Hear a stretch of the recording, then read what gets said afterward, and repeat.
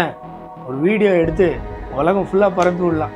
நம்ம இவ்வளோ ஈஸியான காலத்தில் இவ்வளோ சொகுசு வாழ்க்கையை ஆண்டவர் நமக்கு ஏற்படுத்தி கொடுத்துருக்க பிராயா மக்கள் இவங்க சொல்கிறதெல்லாம் வேதத்தில் இருக்கான்னு பார்த்ததுனால நற்குலசாலிகள்னு பேர் எடுத்தாங்க.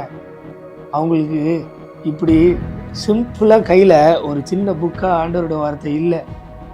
யோசிச்சு பாருங்கள், 2000 வருஷம் முன்னாடி அவங்க தோல் சுருள் இல்லை எப்படி பைபிளை ப்ரிசர்வ் பண்ணி வச்சுருப்பாங்க, எப்படி இருந்திருக்கும்.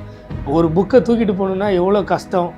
அந்த இதுலேயும் அவங்க வெரிஃபை பண்ணாங்கன்னா அவங்க எப்பேற்பட்ட ஆட்களாக இருப்பாங்க.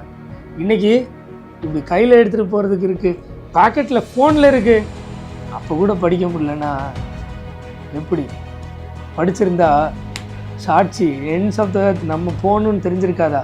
படிக்காததுனால தானே யாரோ சொன்ன கதை இனிமையாக இருக்குன்ட்டு அப்படியே பேசிகிட்டு இருக்கோம். 9ஆம் மணி வேலையில் இருக்கோம், ஈஸியாக வேலை செய்யலாம். இந்த ஈஸியாக வேலை செய்கிறதுல கூட வேலை செய்யாமல் நான் சாட்சியாக வாழ்ந்துக்கிறேன் பிரதர் அப்படின்னு உட்காந்தீங்கன்னா இதுக்கு மேலே உங்கள் இஷ்டம். பூமியின் கடைசி பரியந்தம் சாட்சிகளாய் அவருடைய சுவிசேஷத்தை அறிவிக்கிறவர்களாக இருப்போமா? இல்லை இல்லை இல்லை இல்லை இல்லை இல்லை நான் பரிசுத்தமாக வாழ்ந்து நான் உண்டு, என் குடும்பம் உண்டு, இல்லை நான் என்னை சுற்றி என்னை கேட்குறவங்களுக்கு மட்டும் சொல்லுவேன். இல்லை ஒரு பிரதர் சொன்னார், ஓரமாக நின்று ட்ராக்ஸ் கொடுப்பேன், இப்படி இருக்கணுமான்னு நீங்கள் முடிவு பண்ணிக்கோங்கப்பா. நான் இல்லைப்பா. பாய்.